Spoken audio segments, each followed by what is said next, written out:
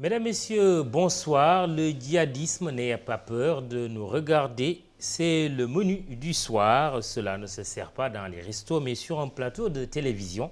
À votre service, Pape Moussa Bey, docteur en sciences politiques à l'Université Paris 2 Assas. Sa thèse de doctorat, mention très honorable et félicitations du jury, s'intitule « Libéralisme et exception, l'état de droit et le système onusien de sécurité collective à l'épreuve du djihadisme international ». Bey est l'auteur d'un article qui permet de comprendre le phénomène terroriste, le djihadisme individuel, une solitude relative, une prévention épineuse.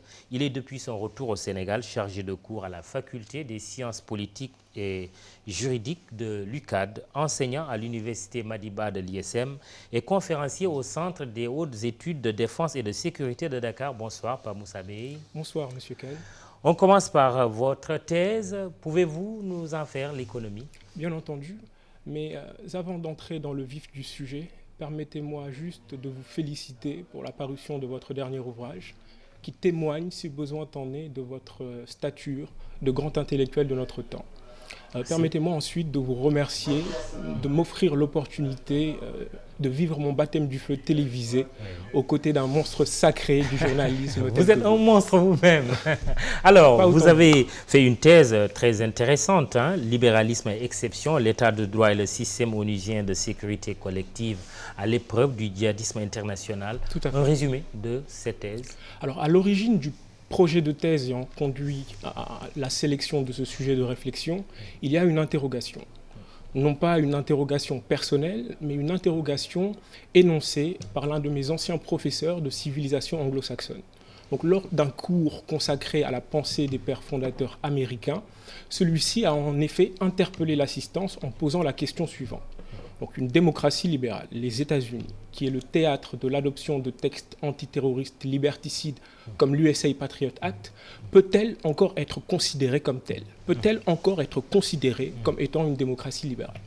Donc, séance tenante, cette interrogation a suscité ma curiosité parce qu'elle renvoyait peu ou prou à une série d'autres interrogations qui me semblent essentielles à l'heure où les principes du libéralisme démocratique ne constituent plus seulement la base continue de l'Occident moderne, mais font office de standards politiques universels, et ce en dépit des contestations parfois violentes dont ils font l'objet. Donc, schématiquement, ces questions ont été les suivantes. Qu'est-ce qu'une démocratie libérale ? À partir de quel moment est-ce qu'on peut considérer qu'une démocratie libérale ne l'est plus que de nom? Les mesures prises en réponse à la menace djihadiste ont-elles sonné le glas de la démocratie libérale américaine et plus généralement des démocraties libérales occidentales? Alors, l'état de droit, justement, est-il malmené par le système sécuritaire tant au plan national qu'international dans la lutte contre le djihadisme international? Disons que la réponse à cette question est à la fois négative et positive. Elle est négative parce que l'on n'a pas, pour l'instant en tout cas, assisté à la ruine de l'état de droit, à l'extinction carthaginoise de l'état de droit. Et c'est ce que vous dites dans votre thèse. C'est la conclusion à laquelle j'aboutis.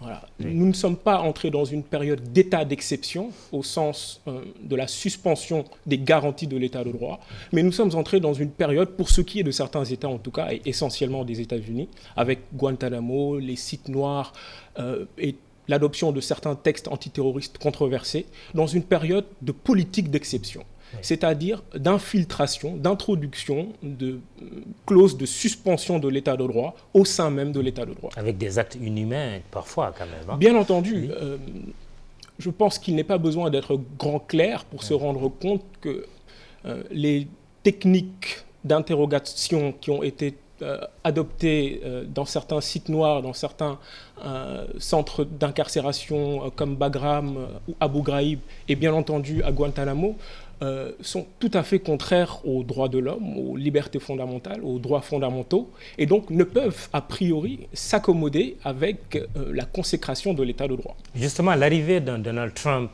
au pouvoir aux États-Unis peut-elle être synonyme du retour de ce genre de traitement, mais aussi du développement d'une sorte de sentiment anti-américain avec de possibles attaques terroristes ciblant les États-Unis? Alors, sans vouloir verser dans la politique fiction, on peut s'essayer à essayer de discerner les éléments qui peuvent nous permettre de présager la réaction, de l'action de Donald Trump lorsqu'il s'agira de faire pièce au djihadisme, on pourrait dire plus trivialement au terrorisme. Jusqu'à présent, son discours a plutôt été musclé en direction des djihadistes. Il a dit qu'il permettrait l'éradication du phénomène. Je pense que c'est un vœu pieux, parce qu'il ne suffit pas de le dire pour le faire, mais ce qui est certain, c'est qu'il y mettra les moyens. Alors, est-ce que ces moyens seront des moyens à tout le moins liberticides? Est-ce que ces moyens seront des moyens qui impliqueront le respect de l'état de droit? Personne ne le sait, mais disons qu'avec Donald Trump, tout est visiblement possible et il y a fort à parier que si l'occasion se présente ou s'il considère que cela va dans l'intérêt des États-Unis, que cela peut pourvoir à l'intérêt national des États-Unis, il n'hésitera pas à faire entorse à l'état de droit. Et il faut le dire, car cela est également essentiel au système onusien de sécurité collective. Avec le risque de provoquer un sentiment anti-américain. Tout à fait. Je pense que ce sentiment a déjà commencé à effleurer, à émerger du fait de certaines déclarations du nouveau président américain. Le terrorisme en Afrique, quelle ressemblance ou dissemblance avec le terrorisme qui s'exerce en Occident, si on prend l'exemple de Boko Haram ou des groupes djihadistes au Mali? Alors, sans entrer dans une analyse, disons, anthropologique ou sociologique, il est d'emblée possible d'effectuer une distinction essentielle entre le djihadisme tel qu'il est conçu et tel qu'il se met en pratique en Afrique et le djihadisme tel qu'il est conçu et tel qu'il est mis en œuvre en Europe. Pourtant, on a fait un rapprochement tout de suite après les attentats ciblant la France, ceux qui sont produits en Côte d'Ivoire, comme aujourd'hui au Mali, au Burkina Faso. Il y a eu tout de suite ce parallèle-là qui a été fait. Effectivement. Il est possible, bien entendu, de mettre ces formes de djihadisme sur le même plan parce qu'elles prennent très souvent la forme d'attentats terroristes. Donc attentats terroristes qui ont pour effet de causer la mort de civils, de provoquer des dégradations matérielles, d'engendrer une forme de psychose généralisée, etc. Mais je pense qu'il y a un point essentiel sur lequel on n'insiste pas assez et qui permet de discriminer les deux formes de djihadisme. Et pour pouvoir effectuer la différenciation en question, il faut partir d'un principe. D'un côté, nous avons des États forts, au sens d'États qui sont stables, qui sont économiquement développés et qui parviennent, en règle générale, à assurer leur sécurité. Et de l'autre côté, nous avons des États faibles. Des États faibles au sens d'États qui éprouvent des difficultés, disons, à pourvoir aux besoins essentiels de la population, éducation, santé, sécurité, défense nationale. Et il y a même, dans certains cas, des États que l'on pourrait qualifier de défaillants, c'est-à-dire des États qui sont dans l'incapacité même, dans l'incapacité totale, d'assurer les missions régaliennes essentielles de tout État. Et donc, alors que le djihadisme, pour ce qui est des États forts du monde occidental, plus particulièrement, est un problème de police et non un problème militaire. C'est un problème qui concerne avant tout et surtout les agences de renseignement et les forces de sécurité. Dans les pays faibles, et essentiellement dans les pays d'Afrique qui sont concernés, le djihadisme constitue une menace mortelle, ou en tout cas peut constituer une menace mortelle, pour la bonne et simple raison que les forces djihadistes sont parvenues à occuper une portion essentielle d'un territoire, celui du Mali, et qu'elles sont parvenues à tenir tête aux troupes de l'armée nigériane pendant des mois, et même à prendre certains territoires, même à portions réduites, sous leur contrôle. Au Cameroun. Voilà, au Cameroun Niger, et dans la sous-région. Au Tchad. Ce à quoi il faut ajouter que l'un des problèmes essentiels auxquels sont confrontés les États africains concernés, et notamment les États sahéliens, c'est la porosité des frontières. Oui, mais comme réponse aussi, ces États africains parlent de réponse doctrinale pour déconstruire le discours djihadiste. Tout à fait. C'est une bonne démarche, une bonne approche? C'est une excellente démarche. La guerre contre la terreur doit bien entendu avoir sa composante militaire, sa composante sécuritaire, sa composante légale, sa composante pénale. Mais elle doit également avoir sa composante idéologique. Ce qu'il faut savoir, c'est que le djihadisme, avant d'être une pratique, est un discours, une idéologie, une théorie, une doctrine politico-religieuse qu'il faut donc déconstruire, à laquelle il faut s'attaquer. Et qui s'appuie sur l'islam. Et qui s'appuie sur l'islam, je dirais non, qui s'appuie, disons, sur une conception orientée de l'islam afin d'atteindre un objectif politique bien précis, celui d'établir un État islamique fondé sur l'application de la version présentée comme purifiée de la charia, comme authentique de la charia. Pape Moussa, vous signez un article intitulé « Le djihadisme individuel, une solitude relative et une prévention épineuse ». D'abord, comment définissez-vous le djihadisme individuel et par opposition à quoi? Alors, le djihadisme individuel doit être entendu de prime abord comme le djihadisme, le type de djihadisme qui s'oppose au djihadisme organisationnel, c'est-à-dire au djihadisme qui est entrepris par un individu ou un groupe d'individus qui appartiennent formellement à une organisation djihadiste et qui agissent en concertation avec l'état-major de la dite organisation djihadiste. Donc, à contrario, on peut entendre le djihadisme individuel comme le djihadisme qui est entrepris par un individu, qui n'est pas strictement, en tout cas qui n'est pas du tout, on peut même considérer cela affilié à une organisation djihadiste, mais qui est suffisamment influencé par la propagande djihadiste, par les discours des prédicateurs du djihad, qui sont le plus souvent véhiculés sur les réseaux sociaux ou les sites web djihadistes, pour verser dans l'agressivité la plus absolue à l'égard des koufars, en fait, à l'égard des mécréants, en tout cas ceux qui sont considérés par les djihadistes comme étant des mécréants. Et le djihadisme individuel, pour l'illustrer, vous parlez de Mohamed Merah, dénommé le loup solitaire, mais vous critiquez cette thèse et vous préférez l'appellation soliste du djihad, et en comparant d'ailleurs Mohamed Merah aux actes aussi posés par les auteurs des attentats contre Charlie Hebdo, les attentats du 13 novembre 2015 en France, comme le camion fou de Nice. Tout à fait.